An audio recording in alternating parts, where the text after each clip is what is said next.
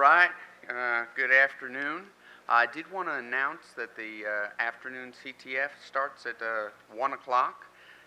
That's at cornconctfd.io. And for this hour's presentation, just want to introduce Chris Johnson, the Senior Director of Cybersecurity at the Compliance Programs, CompTIA. He's got 20 plus years of cybersecurity and one of the most impactful presentations at 1 o'clock. At 1 o'clock. So some big shoes to fill there for just going for 1 o'clock. So hopefully everybody is ready for a little siesta, and we'll cover a couple of things. I've got some maybe some humor, a little humor in here. So for those of you that don't know me, I like to share this. 25 years seems like a long time. I don't know that I would have called it cybersecurity back in the early 2000s. I was an expert because I had the Microsoft card that had a toll-free number on it, and when I had IT problems, well, I would just call that toll-free number up and pray that the Microsoft on the other end was truly Microsoft and would help me solve my cybersecurity problem. Fast forward, I spent most of my career in the healthcare compliance space. Hey Chris. Yeah. I'm in here to do this is a live, real video for YouTube that I'm making an announcement to the audience. At corncon.net, we have the sign-up information and a QR code for our CTF that runs until 4 p.m. And I don't expect we're going to get a lot of takers, but if you would like to participate, there will be prizes. And if I interrupted at the very beginning and you want to You're fine. restart for the video. Oh no, I'm not convinced. I have a better quality. This is awesome. This is real world stuff, man. Thank you, Chris. Thank you, John. Oh, yeah, so I was just saying that I've spent a lot of time in compliance, more than I have really in the security space. So if you sat through Zach's session earlier talking about hardening your assets, maybe hardening the protection of your data, and other things that go along with that, it largely focused on CIS Top 18. So I like to ask this question: how many people are familiar with CIS Top 18? Good, this is a better number than before.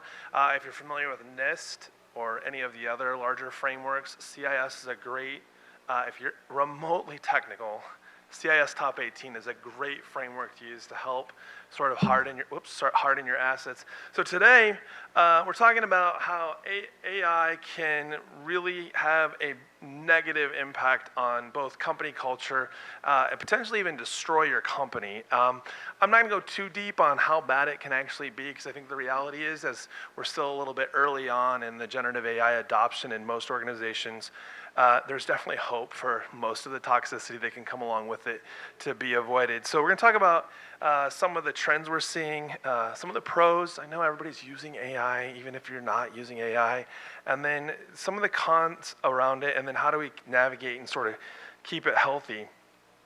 And this makes me laugh, because can anybody think of what's not currently pulling AI in? I mean, like, if the vendor hasn't included it in their slide deck or sales pitch, I mean, I can honestly tell you the last 5 conferences I've been to that I was asked to speak at, they're like, hey, but like include AI in it. And I was like, well, why? Like, is AI like this brand new thing that no one's ever heard of? And I think the reason why we're really talking about AI today is not because it hasn't existed for a long time. It's that it now fits inside this laptop. It now can be, we now have the computational power to bring generative AI to the desktop. And I think there was a thing, I don't know if it was, what's his face with OpenAI. He was talking about the cost of actually using, say, the equivalent of OpenAI or ChatGPT is the amount of money that they bring in is barely even making a dent on the money that they're spending to actually enable us to take advantage of what really is nothing more than an algorithm. So as part of this, I wanted to take a look at, so for those of you that don't know, CompTIA has multiple divisions. You probably all know them for the certs. We do a lot of certifications. But one of the things that's interesting about what we have happen at CompTIA is we have a whole entire team just dedicated to doing research. And so what's really cool about this slide, and I like to look at it, as you're prioritizing, this might be easier if I do this. As you're prioritizing, within an organization, it was interesting because as we did this survey, it was asking, how many of you are prioritizing generative AI or AI in general as a high priority within your company? And I thought it was kind of interesting that almost 50% of the businesses that were surveyed were like, yeah, AI is really important to us. But when you dig into it, and I think this is kind of the easy part, these are the things that we've all seen a little bit of, diagnostics. Anybody now noticed if you use Amazon? If you're addicted to Amazon, raise your hand.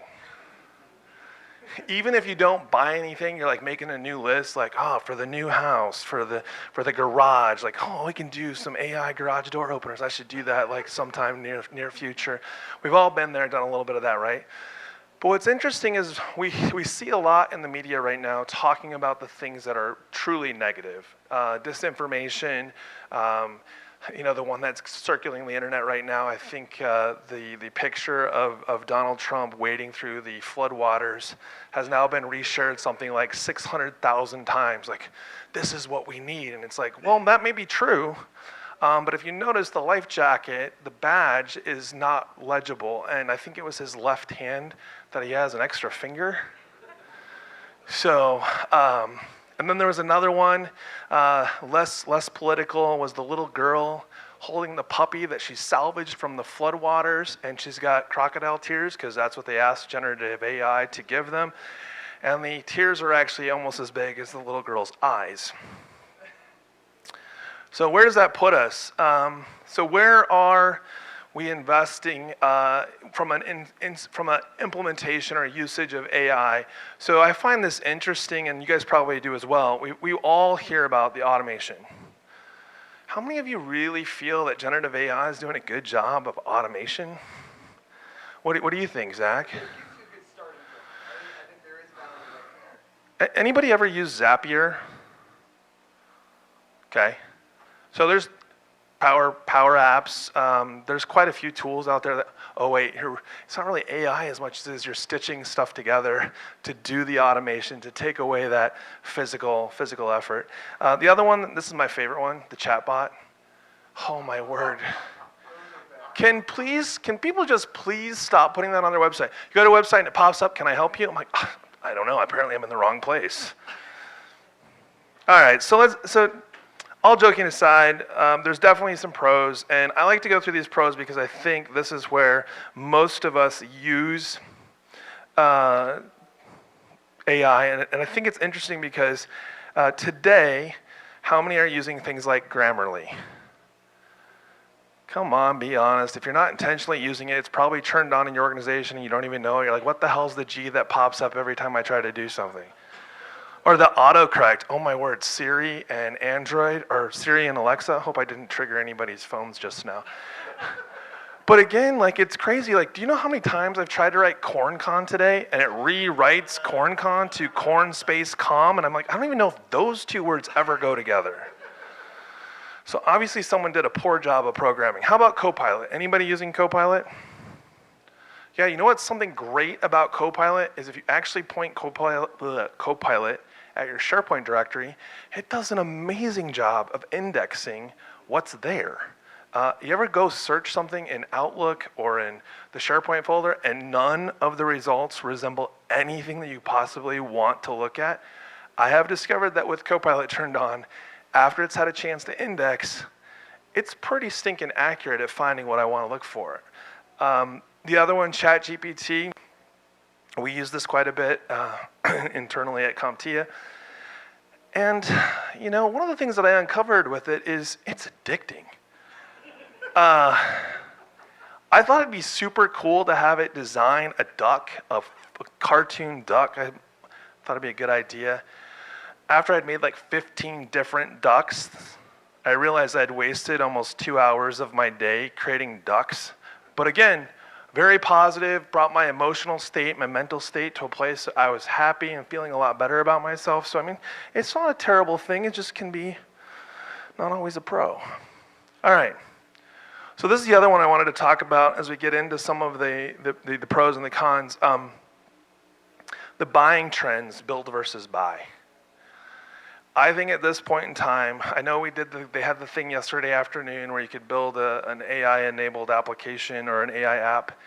And I think we have at this point probably enough pretty powerful tools out there that I really hope no one's just building your Gen AI tools from scratch.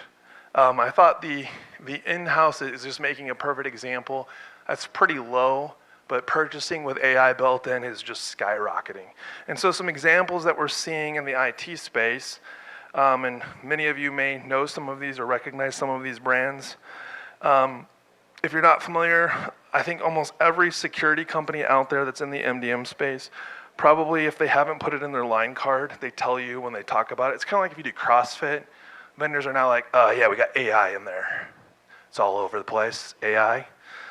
But not necessarily at the root of their products. So it's interesting when you ask questions about vendors that start talking about how they come up with the way they correlate data or build their reports, and they start slinging the word AI around in it. The ones I've put on here, though, are genuinely built around providing automation through AI. That's the only function that their product really has. Zapier, that's the new logo, if you will, for their automation. So the I, if you notice, has the little gear on it. So instead of it just being a little dot, I've started playing around with it a little bit. It's quite impressive because it does some predictive algorithms.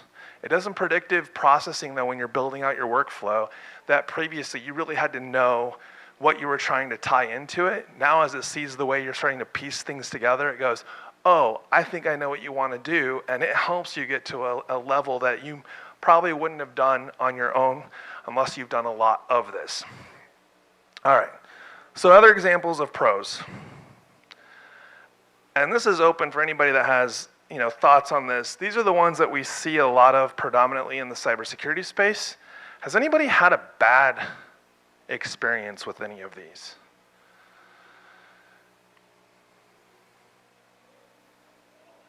I mean, the reality is, from a reporting standpoint, pre-automation and pre-generative AI, a lot of the cybersecurity threat intelligence data that we ingest is really hard to filter through or tune.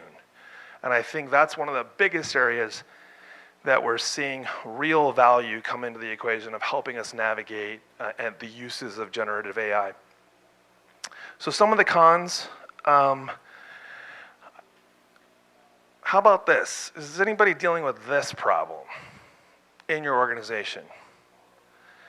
I just want to throw this out there. Shadow IT is really about getting your job done, right? If you're going through hoops and you can't get the approval for the applications that you need to help you be more efficient or more productive or get more work done is generally the case, so you can spend less time actually working.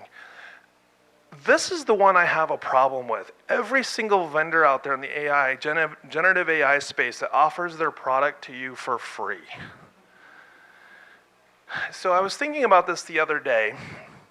My work says explicitly we are not to use ChatGPT unless it's the CompTIA official ChatGPT. And I was like, fine, great. I don't have to pay for it. And I can use theirs, so that's good. Grammarly, the same way. How many are using the free Grammarly? Okay, here's one problem with free Grammarly. You have no idea where that data goes.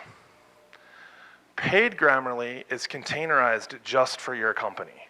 So if you look at some of the Gen AI tools that are out there, Copilot, ChatGPT, OpenAI, a lot of them are containerized. But that doesn't mean they don't pull data in from other LLMs. So if you're going to use free, you need to know where they're getting their data from. What are they scraping? What are they pulling in? Anybody remember the New York Times lawsuit that happened? Yeah, that's a fun one. So the New York Times sued, I think it was OpenAI. I want to say it was OpenAI. It was OpenAI or ChatGPT, one of the two. One of those generative AI model companies. Anyways, the lawsuit alleges that the New York Times does not give away their data, right? It's behind a gated paywall. If you want to subscribe to the New York Times, you sign up to subscribe to the New York Times. Well, if you were using an AI tool, it was scraping the New York Times because their paywall wasn't so, well, secure. So the other thing I'd like to throw out there is not all things really are about AI. So I did an experiment, and I'll share this with you. I promise it's not malicious. Promise. About a month and a half ago, so this would have been right after the CrowdStrike incident, I had someone ask me to put together a presentation on the risk of AI, just purely risk, talking about risk policy, risk. I was like, all right, like maybe I should do some research on this AI thing. And I started grabbing, every time I would scroll through my Flipboard that I saw an article that had AI in the title or the summary was about AI, I threw it into this thing that says, about AI stuff. If you go and look for the last 6 weeks that I've been doing this, there's probably close to 500 articles in there. Here's where it gets funny. Now, about every 2 to 3 days, I get 5 to 10 people that are reflipping my magazine that's hosted all of those AI articles. It's getting to the point where people are so lazy to do their own research on AI, they're just flipping mine whether it's good or bad. So here's some examples of the bad stuff, and I'll tell you a little story here. Anybody ever used the DLP functions with any AI tools where it detects things like workplace harassment, cyberbullying? Anybody put any of those in place? Copilot actually has this amazing feature built in if you turn it on. It's super wonderful. This is where you can potentially destroy a company.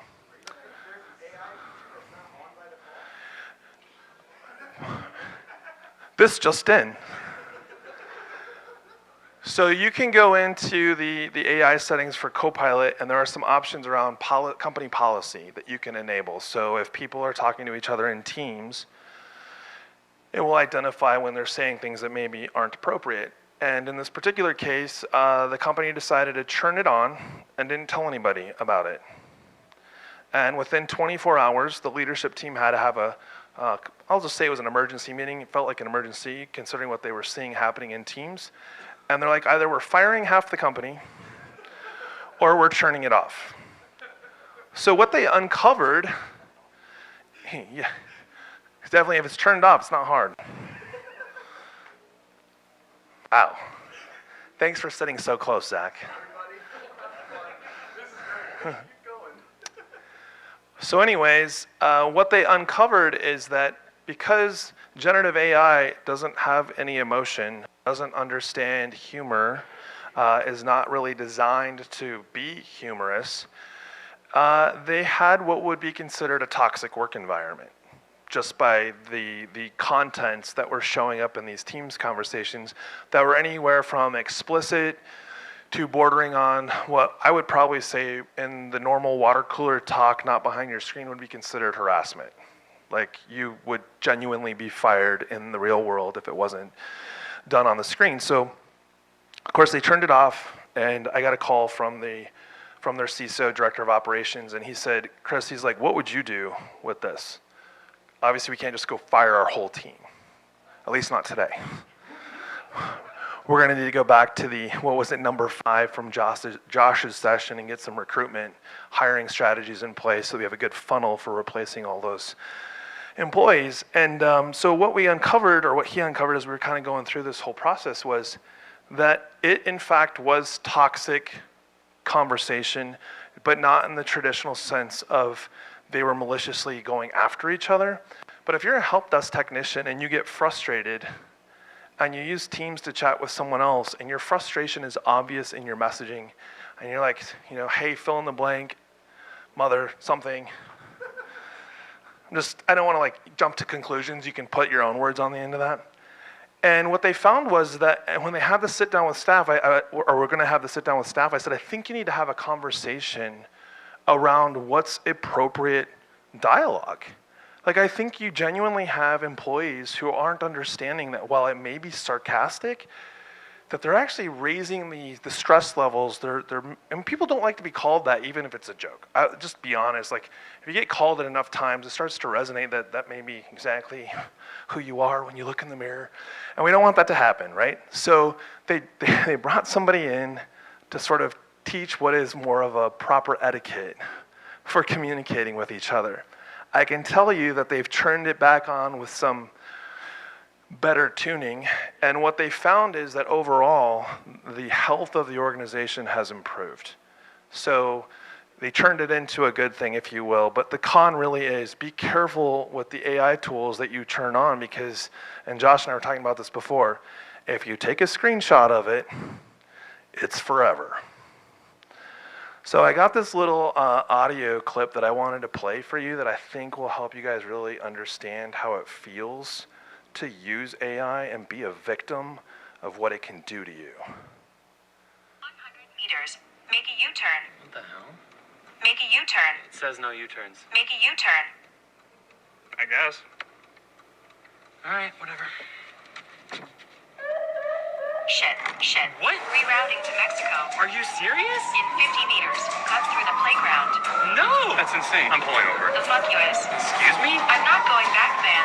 I'm not fucking going back. She was in prison? In 0.5 meters. Open the glove compartment and grab the 9mm. I don't own a 9mm, Siri. Fuck it. Just let me out here. I'm not gonna throw my phone I out. told you, Ryan. I'm not fucking going back. Just do it, Ryan. All right.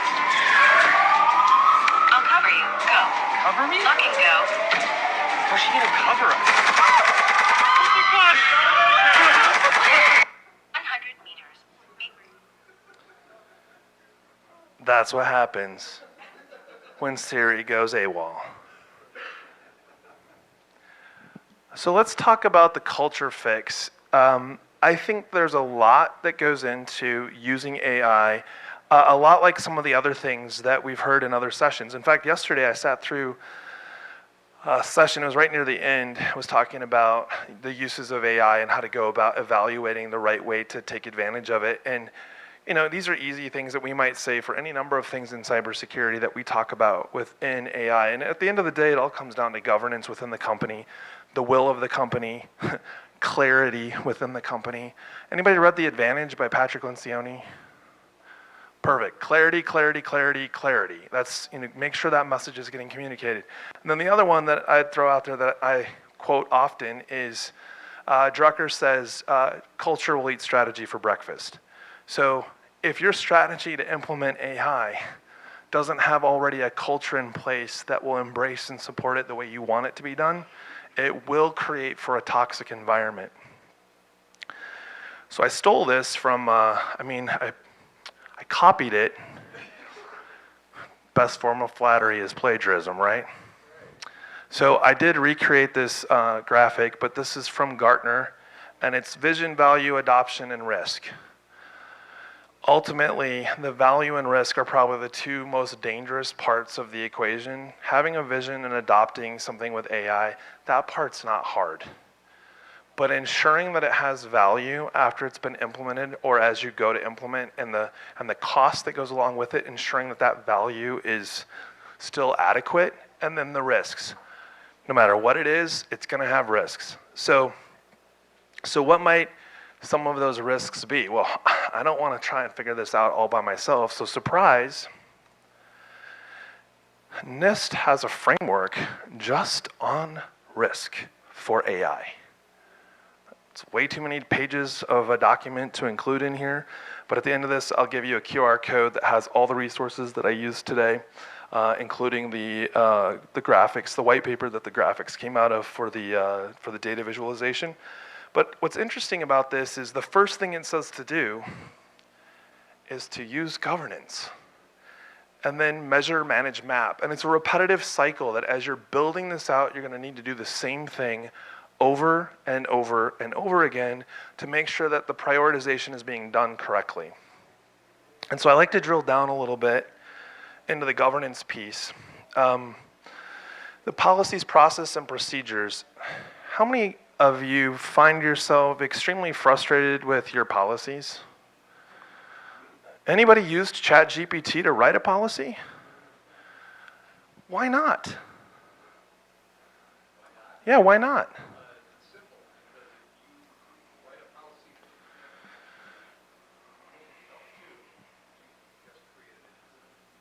That's probably true. I think ChatGPT writes beautiful policies. I mean, gets the font right every time, has all kinds of good rules in it. looks like it's borrowed from everybody around the world for their policy that it's creating, and then half the stuff in there doesn't make sense. Yes? The worst mistake I see companies make, and they still make it, they build procedures into their policy. Oh, dear Lord, help us all. Policy just needs to be a high-level statement or two, and that's it. Yeah. I would argue if your policy is more than 2 pages, you probably need 2 policies or more. Usually we put too many rules into a policy that we can't follow. No one reads it. I hate WISP documents and SSPs because when you put the 230 pages together and tell somebody to sign off on it, what do you think they're going to do? Go to the last page and sign it? It's basically, policy should clearly be thou shalt, not how. Exactly. In fact, it's funny because I just had to go through high trust with somebody and I got really frustrated because they want you to include elements of policy into your process and procedures. It is awful for the auditor. So I'm not saying your policies need to be that way for internal usage, but for what you're producing for the audit. Anyways, I don't envy anybody that's going through high trust. That shows you how I feel about high trust right there. But again, like to what you just said, policies, process, procedures. So acceptable use is probably the #1 policy. If you're going to evaluate AI and any stretch of the imagination, if you don't have a solid acceptable use policy around how AI is going to be used, you're probably already waiting for litigation to happen. It's just a given. What goes in doesn't come out. If you want intellectual property to live, with your company and not with somebody else's company, you got to get something that's enforceable in your acceptable use policy. And then the data flow. Know where the data is going to go. I mean, we talked about it earlier. Where is my data? And I think that when you're using generative AI tools, it's a little bit squishy. It's very difficult to just have a black and white answer that your data is only living where you think it is. So I would argue that if you're using any Gen AI tool, is to come up with some sort of within the acceptable use policy that you're educating your staff on that says, hey, we don't talk about things in an AI tool that could incriminate us, that's not above board. If it's intellectual property, do not put it in there. If you're writing code, remember that if you're having AI help you fix it, that code is now in there and it's not coming back out. So if it's not your Gen AI container, and even then, I'd be real careful about putting anything in that I'm concerned about getting into the wrong hands. And that's kind of getting into the implications of your public LLMs. And then risk tolerance, public disclosure of what's in there. Like if it gets subpoenaed, are they going to ask for the entire container of your generative AI, which would give them everything that you've ever put in there. And remember, if you pointed at things like SharePoint or your Confluence site or fill in the blank, all of that data is being scraped. So we had this happen actually when we were doing some testing. Hey, what does my boss make? And ChatGPT's like, let me tell you how much your boss makes, and here's his job description. You're like, that's my job description, and I don't get paid that much money. So getting into sort of the pieces of this, of what does that really mean, I ran into this while I was looking to plagiarize more information to share with you. And on the left-hand side here is a company called Duality that listed out their approach to building a risk, what needs to be included when you're dealing with generative AI. And then on the right-hand side is a book called The Risks of Generative AI by Timur. I'm going to just butcher it. You can see it up there. One of you probably can pronounce it better than I can. But his book literally has those 4 sections, and I thought it was really interesting. So Duality, who's all about building resources using generative AI, and then looking at a book that's just talking about AI in a more generic way, they're essentially talking about the same things without getting so granular. And I know the two are not talking to each other. So with that, I wanted to open it up for discussion because I know we have quite a bit of time. I wanted to kind of have like that interactive of like, what are you guys seeing as you're using generative AI? Because we're all using it. What keeps you up at night? Do you have employees that you know are shadow ITing the use of AI in your work environment? Anybody? Anybody got challenges? Bueller? Oh, sorry. We're not doing anything on the dev side with it, because what you said with the code ingestion, where does that go?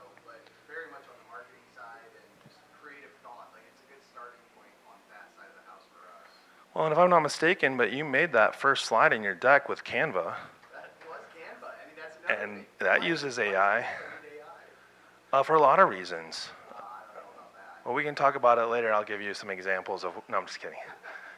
Go ahead. One of my biggest concerns is my SaaS solutions that are suddenly opting my corporate data into their AI. That's been, one of my biggest Slack. Yes. Like free Slack or paid Slack?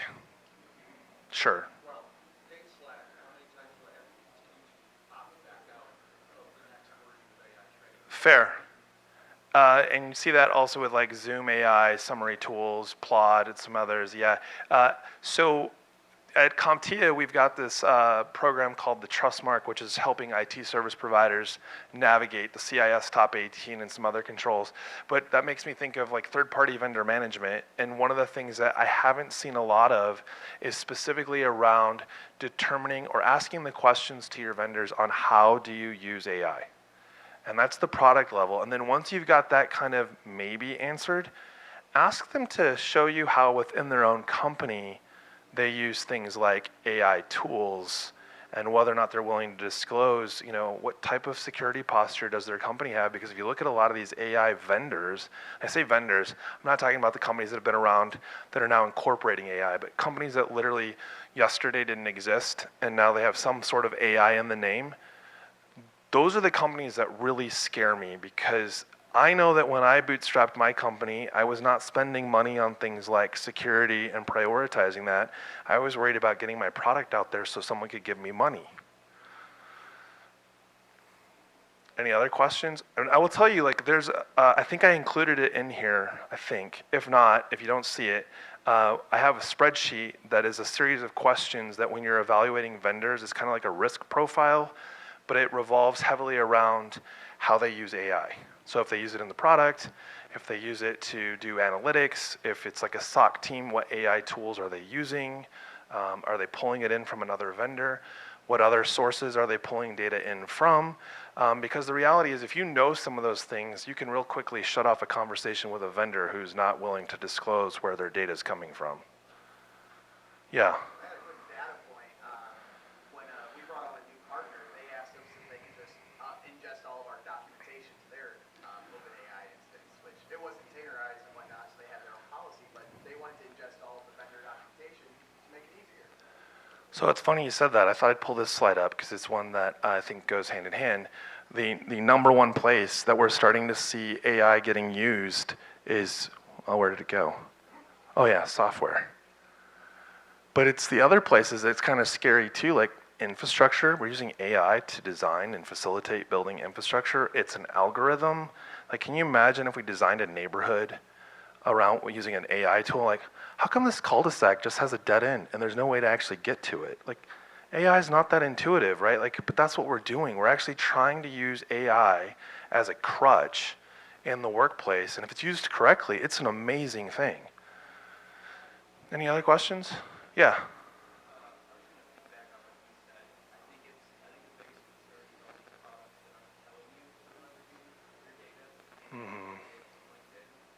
Oh, yeah. Great example. A few weeks ago, there was a post going around that said, hey, you're opted in, you have to opt out. I think it's things like that where it's a little alarming about. Yeah, along those lines, and they were talking about it during the CISO session. The attorney that spoke was talking about sort of along those lines. And last week, I listened to another attorney that was talking about notices. So in the IT services space, we're notorious for saying, sign here if you're opting out of MDR, XDR, fill in the blank. And the attorney's like, dude, why are you doing that? Send them an email that says, this is a notice letting you know that you said no to these 3 things, and they will not be available until you let us know you would like to opt back in. You don't need to sign anything. All I had to do was give you notice saying that this is the state of affairs. I mean, the reality is if you do the other way and they don't sign it, now what? And I'm not an attorney, and I didn't play one on TV. I have read almost every John Grisham novel, though, so that's pretty close. Anybody else?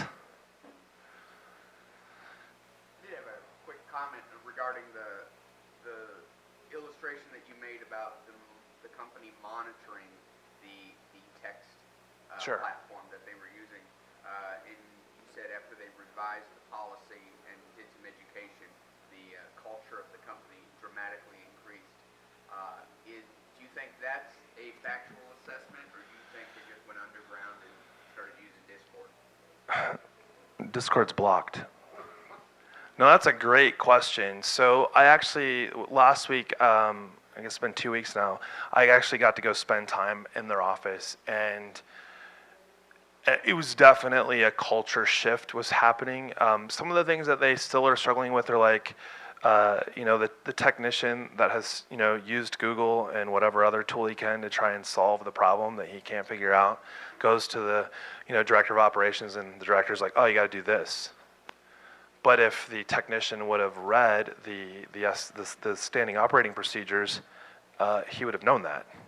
And I think that's where AI starts to become really powerful, is if you have your tools properly tuned and your documentation's in the right folders, that you can leverage the AI and ask the question to an AI tool that isn't just going out and running an algorithm. It's going and looking and matching using that algorithm to pull in your information that's giving the answers that you should be following. And if they don't work, the only people to blame is yourself, because your operation manual did, had a few steps missing. I mean, of course, you're probably supposed to Google those, but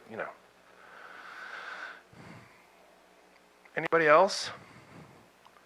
I'll give you my, this is the last QR code. This has the, basically all of the documents that I pulled in to kind of put this deck together. The information is in there, several white papers from CompTIA. You don't have to go plug your first name, last name, and your email address in to get them. Zach? No paywall. No paywall. So next steps. I've been thinking about this for a while, and that's why I didn't have a slide that actually wrote anything on it. If I was giving you a next steps for those of you that aren't really using Gen AI now, great. It means you don't have a problem yet, at least one that you know about.